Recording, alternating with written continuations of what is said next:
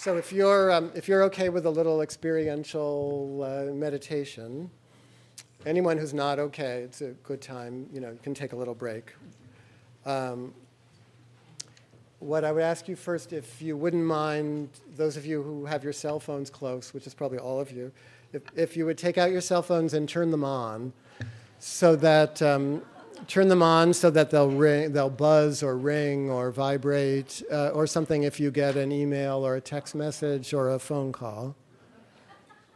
We're going to see how popular we are here.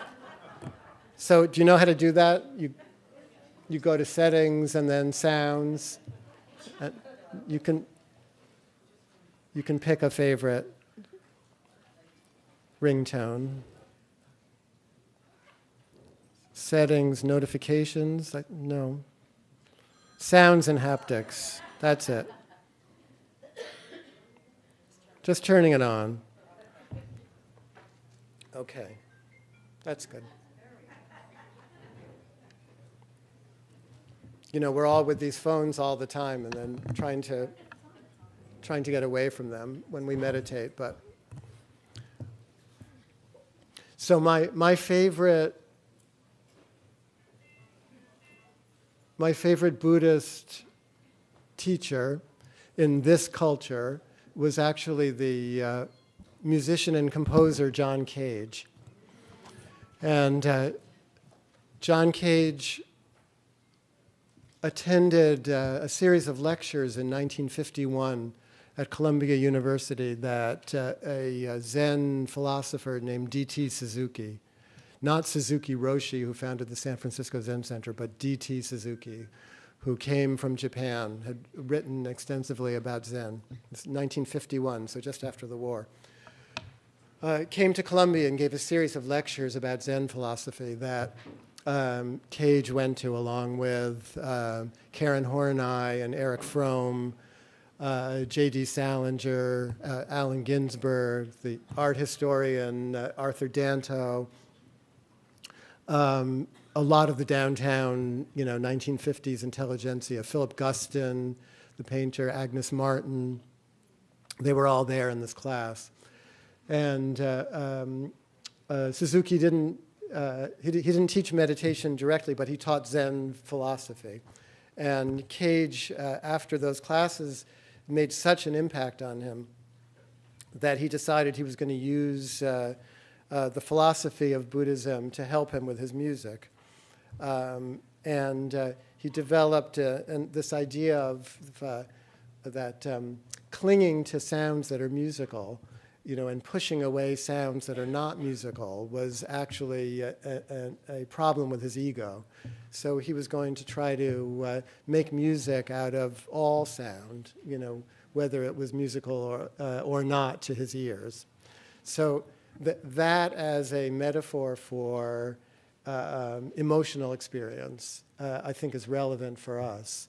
That there's a tendency, as I mentioned at the beginning, to use meditation to push away that which we're uncomfortable with. There's even there are books written about Buddhism entitled, Destructive Emotions, basically, on how to get rid of them. But I think the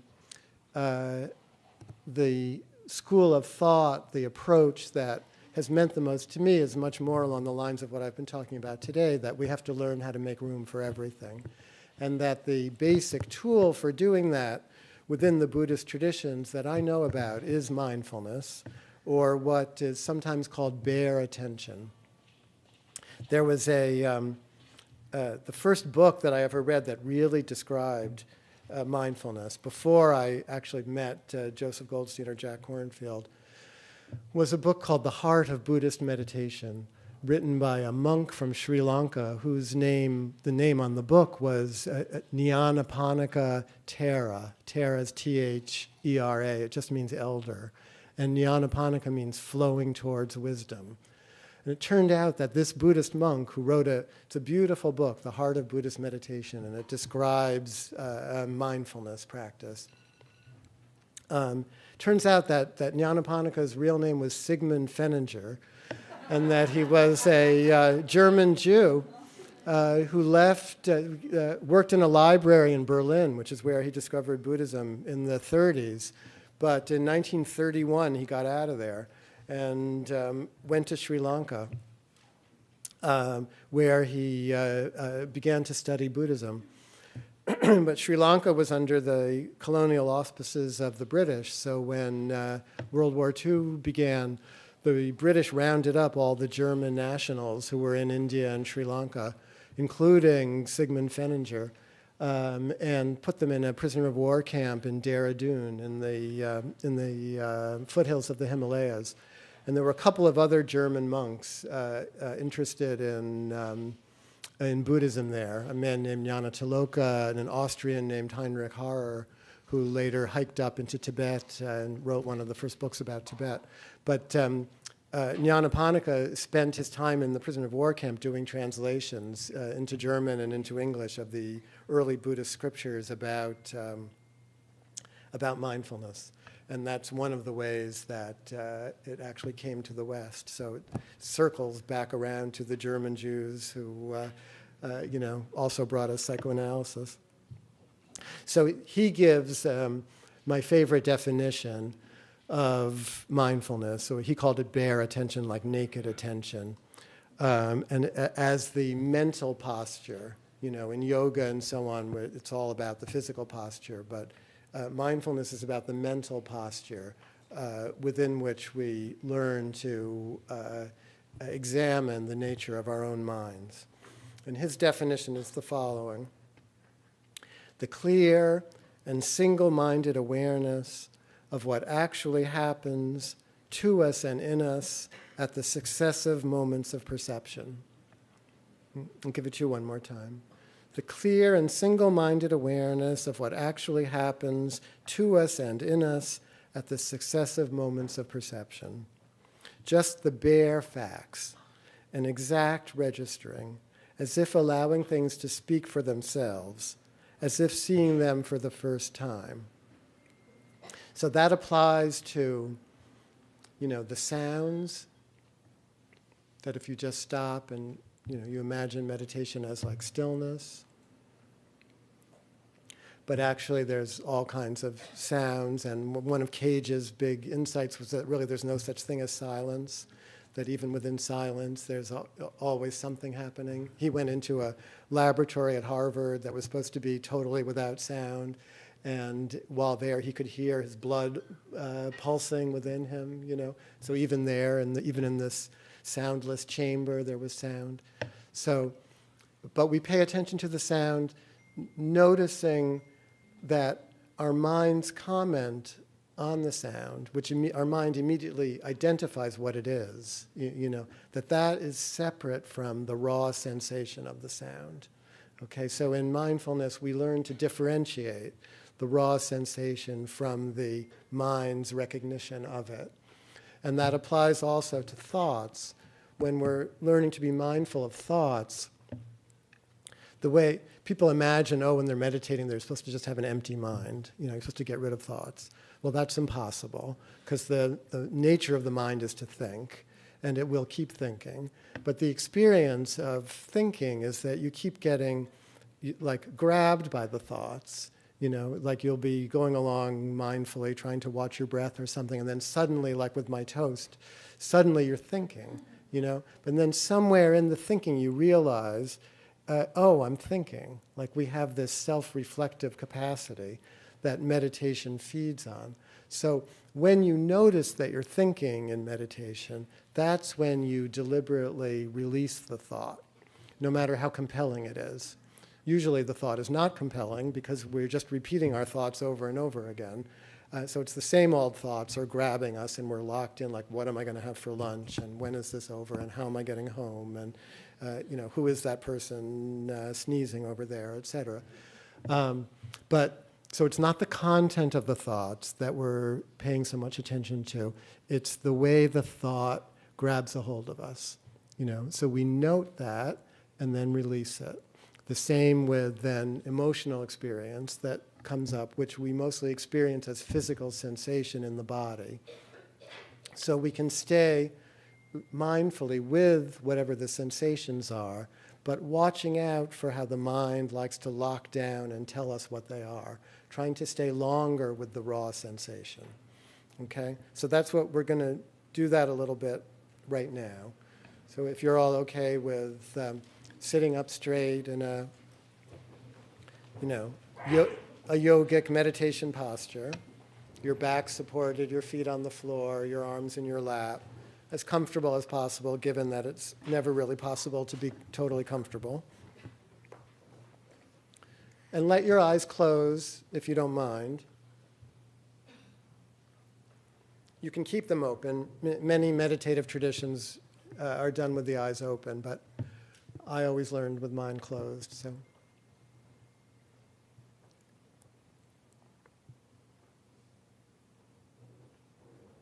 And then for these 5 minutes or so, maybe 7 minutes, we'll say, for these 7 minutes, let the predominant attention be at what we call in Buddhist psychology the ear door,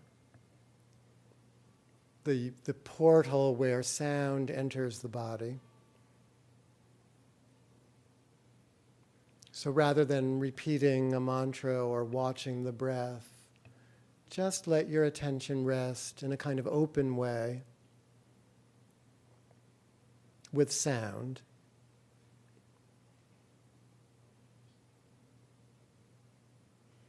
Either sound or the absence of sound.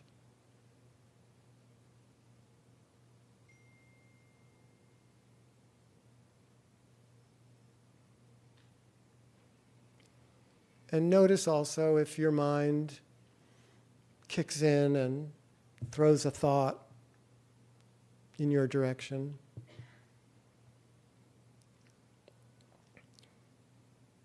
See if you can catch that as it's happening, or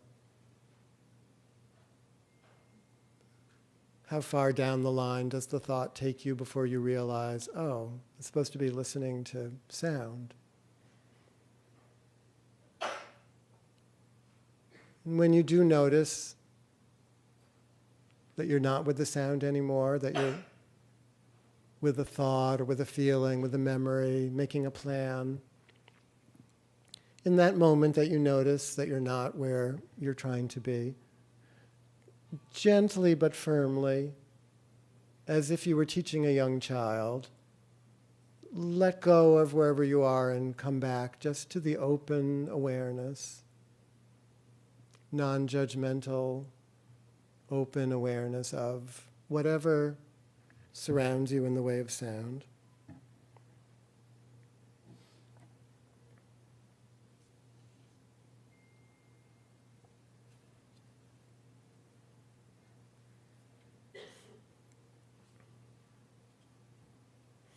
There's a famous Japanese haiku that describes this quality of bare attention.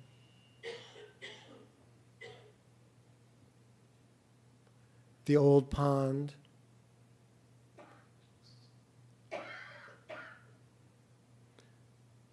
a frog jumps in, plop. The old pond is like your mind. A frog jumping in is the sound or a thought. Plop, the reverberations that it creates within.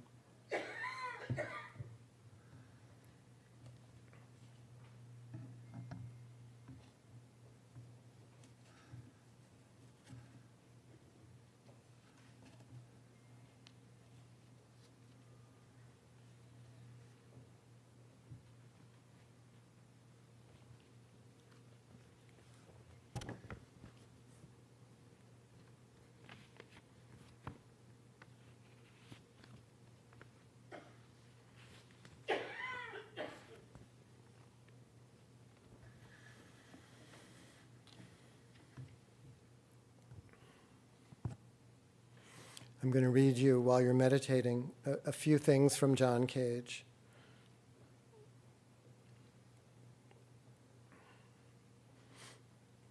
What I really like to listen to, he says, is whatever surrounds us in the way of sounds. I really hear it as music.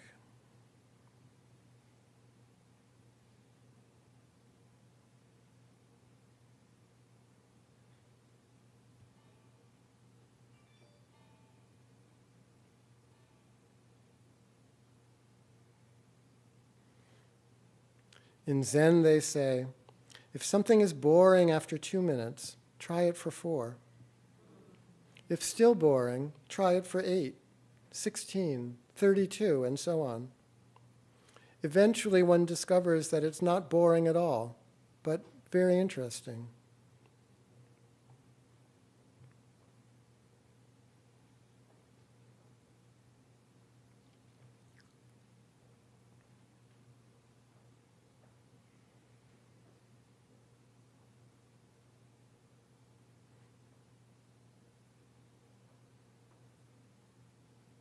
If you develop an ear for sounds that are musical, it is like developing an ego.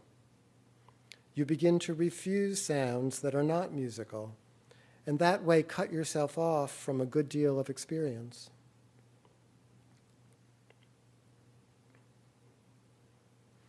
If I liked music, which I don't, the world would be more open to me. I intend to work on it.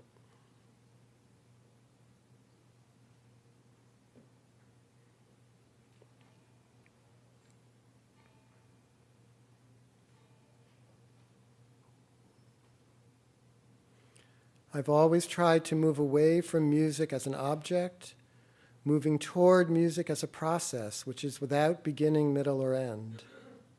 So that instead of being like a table or chair, the music becomes like the weather.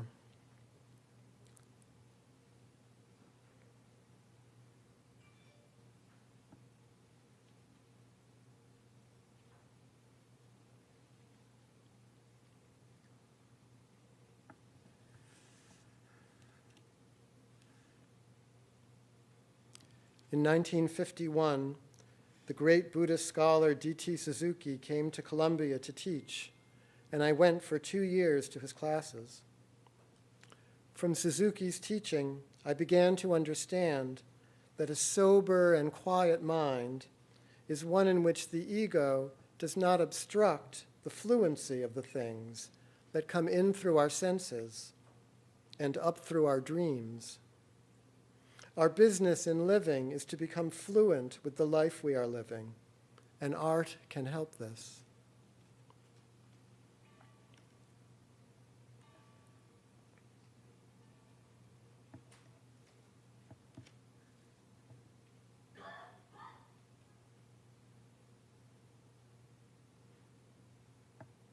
The most recent change in my attitude towards sound has been in relation to loud, sustained sounds, such as car alarms or burglar alarms, which used to annoy me, but which I now accept and even enjoy.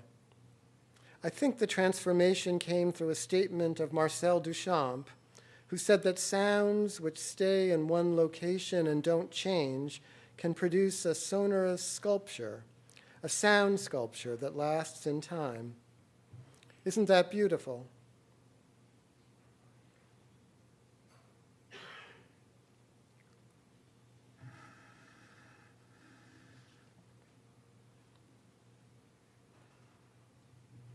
I think that life is marvelously complex, and that no matter what we do, there's room to be irritated.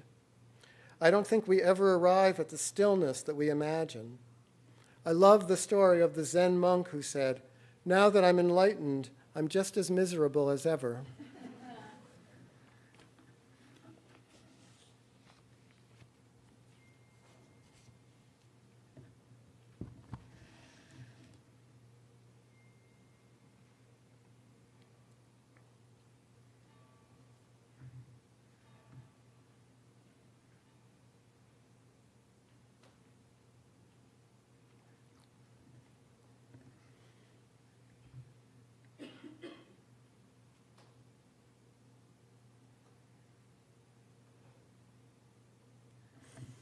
Okay, when you're ready to open your eyes, please feel free.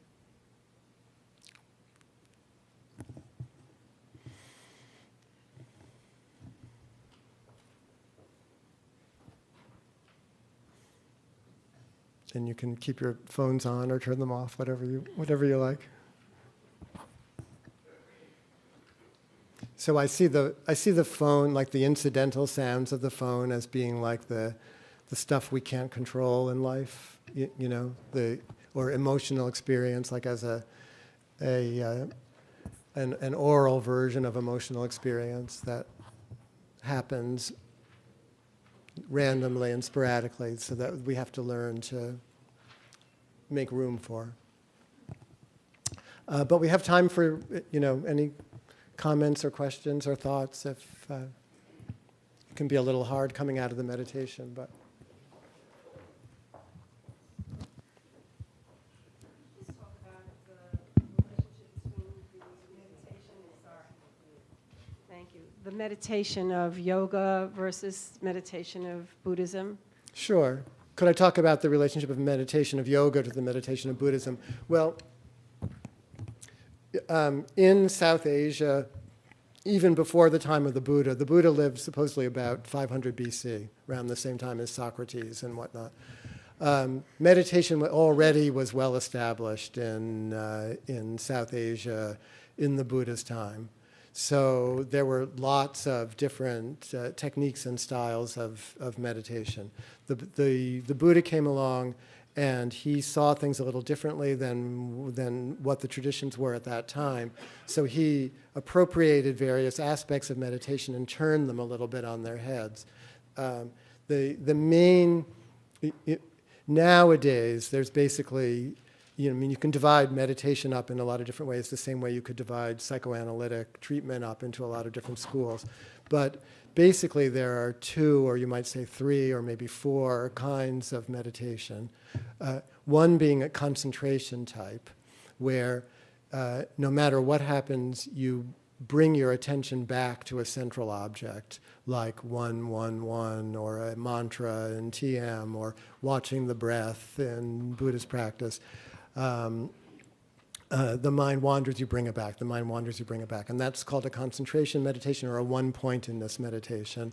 And that leads to, if you do it long enough and practice it hard enough, it leads to various states of tranquility or quiescence, a kind of quieting of the mind, although never as completely still as Cage says, as you might think.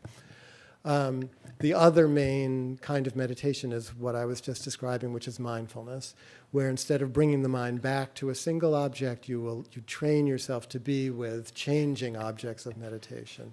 So you might start with a central object because you need to have some kind of sense of that tranquility or quietness or stability that the one-pointed meditation gives you. But once you get a little of that, you expand the range of the meditation to include all aspects of experience. So that's mindfulness. Generally, in the yogic traditions, they're more focused on the one-pointedness, although in the physical yoga, because you're moving and you have to bring your attention to the various exercises and so on, there's actually a lot of mindfulness that is being taught under the auspices of yoga.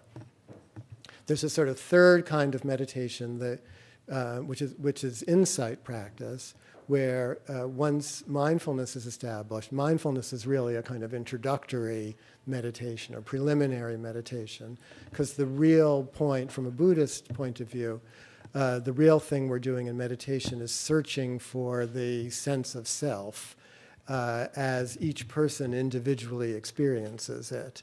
You're trying to find the self that the Buddha claimed doesn't exist. But in order to appreciate the self's relative unreality, you first have to find it the way you really believe it does exist. So that's called insight meditation. And that's where when the mind gets, brought under some control, and you can start to see your thoughts as they're happening rather than, in the rearview mirror, then you can start to also feel what you're most attached to, what sense of outrage, what sense of pride, what kind of trauma, what kind of self-loathing is the nucleus of your own sense of self. And you start to then find that's what comes to the surface. and you start to examine that in the way you've learned with concentration and mindfulness. And that's where the experience of emptiness grows out of, because you start to see that, theoretically anyway, you've congealed a sense of self that doesn't actually have that kind of dense reality that you have inadvertently given to it. So my friend Professor Thurman always tells this story about he studied with a Mongolian Lama in New Jersey who wouldn't let him meditate for the first 20 years or so, because he didn't want him to get lost, but wanted him to understand, the basic philosophy. And he used to say the Lama used to say to Thurman, it's not that you're not real, it's not that you don't have a self, of course you have a self, but the problem with you is you think you're really real, So it's that sense of being really real that the insight meditations are exploring. And then there are also these compassion meditations, loving kindness meditations, which are variations on actually the one-pointedness, where you deliberately return the mind to a sense of loving kindness, compassion, wishing for the welfare of others. That is more like a kind of prayer. So that's also a kind of meditation. Yeah.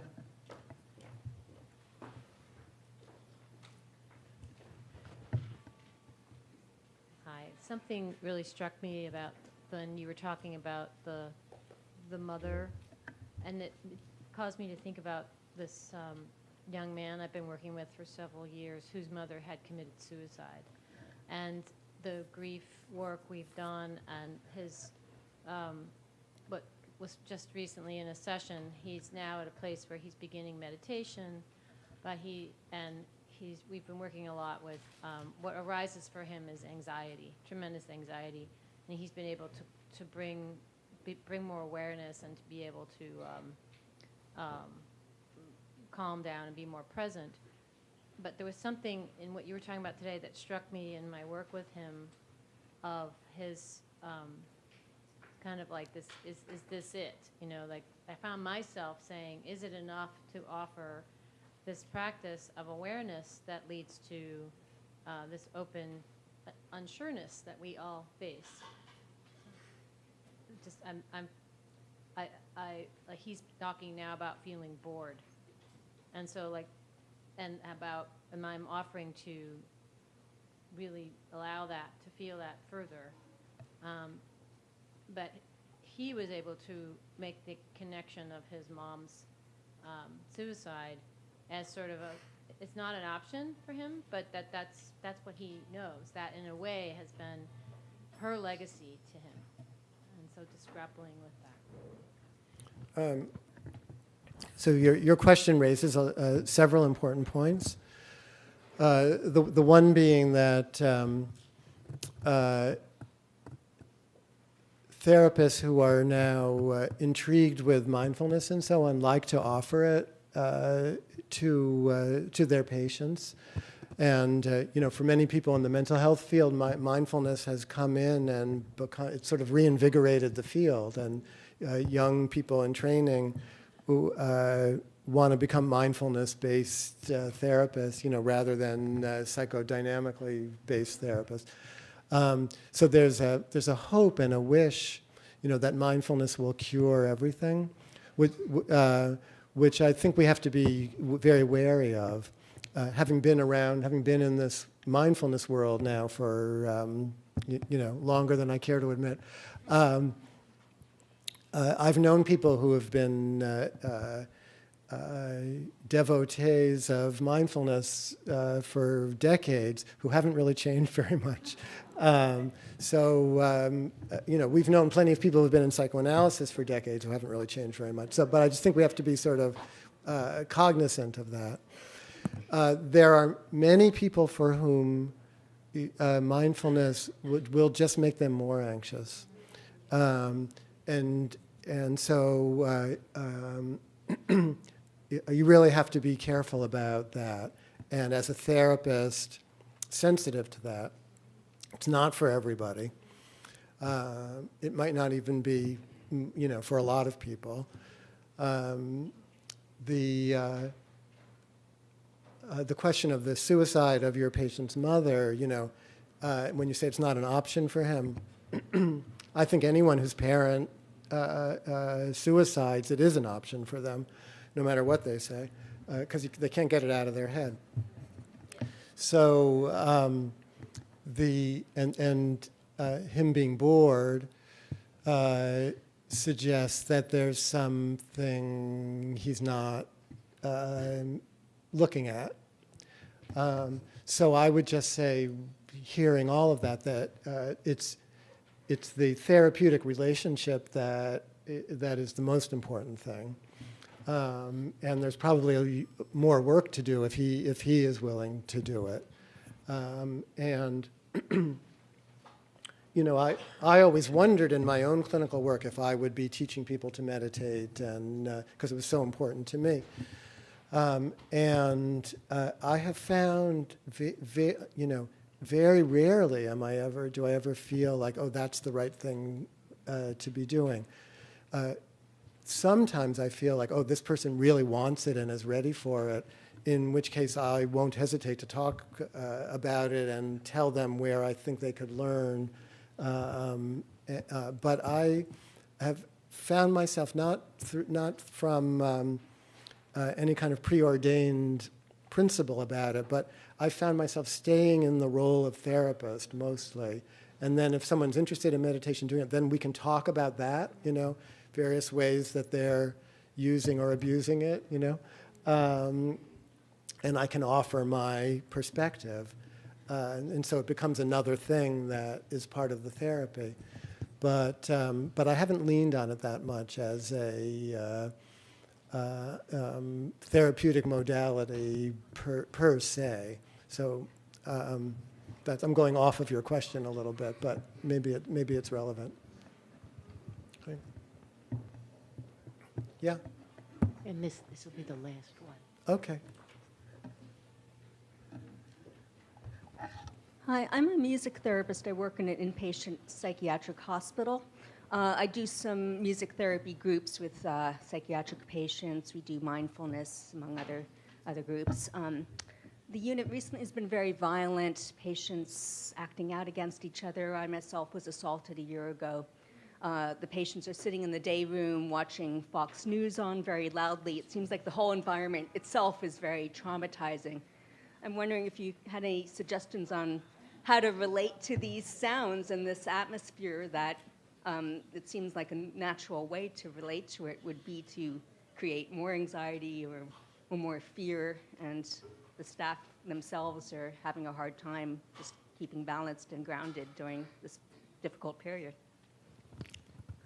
They're so lucky to have a music therapist in their midst. I mean, you have your work cut out for you.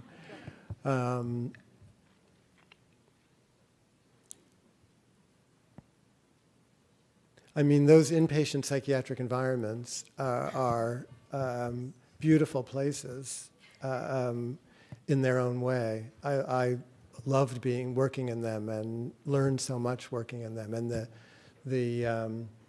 the tenor of the places change. It depends on who the patients are who were there and who's acting out and how much fear there is and so on. So I think the first thing is, if the unit's in a rough patch, just to realize that it's in a rough patch and not to try too aggressively. Don't feel like you can do too much, other than show up and be yourself, because you yourself are going to have a calming influence on the place just by being there.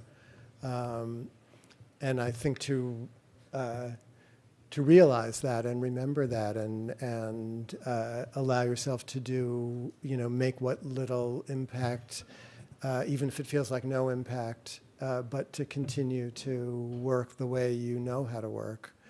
I think the John Cage stuff in terms of Fox News and whatnot it's interesting. I don't know what he would have done with that. But at least if you have half an hour with some of the patients in the dining room or wherever you work to create a different kind of ambience, ambience is everything. And there is the safety in the locked ward, where there's staff and where violence is cushioned. So, that's going to be the most important thing. Thank you. You're welcome. I know we're almost out of time, and maybe, sure, I'd love to. Does anyone have something that is really urgent? Yeah. Hello, thank you. Sure. I was struck when you were talking about the experiment with the rats, the 15 minutes and the 180. What implications are these having for the children and parents, these border separations that are going on, on the Mexican-U.S. border, and what can we expect about that from the future? I have a patient myself who's a psychiatrist in another city, who's a child psychiatrist whose expertise is with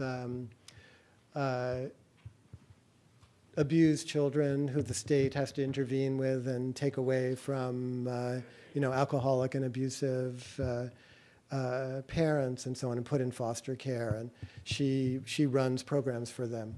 And she told me, not that long ago, she told me that, the impulse of the state and the law is to protect the kids and from the abusive parents and to, separate them and put them in these foster environments.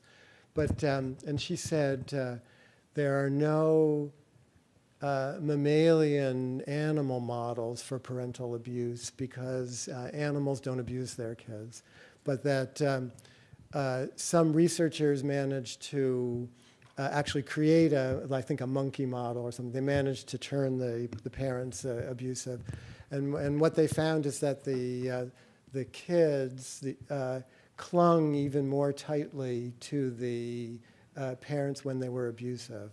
And she said that's what she sees in the kids that she treats, that even when the relationship, the need for the parents' love is so strong in both the kids and the parents, even in the abusive parents and in the abused kids, that she feels like the function of of her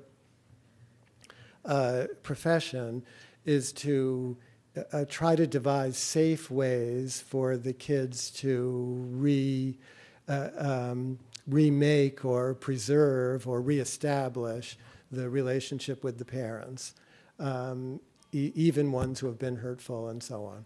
So I think that's very helpful, actually, very interesting, like whether we as a society and as a profession can give the resources, and put the energy into actually doing that, but it's really necessary. So I think the implications that you were asking about from the animal model is that we're all inherently wired to tolerate all kinds of trauma. Like my patient who lost her family in the tsunami, she's really okay, even though her pain won't ever go away. The kids who are separated, put in those terrible circumstances, once they are reunited with the parents, especially if the parents aren't just kept in the same cage that they were in before the children were taken away, so that they're fearful that it could happen again any moment. But if they manage to find themselves in a different relational home, in a different environment where they can cuddle and coddle and lick and nurse and so on, that the bonding is already there in all of us to rise to the surface again. So that makes me hopeful, even in these dark times. So thank you all for your attention.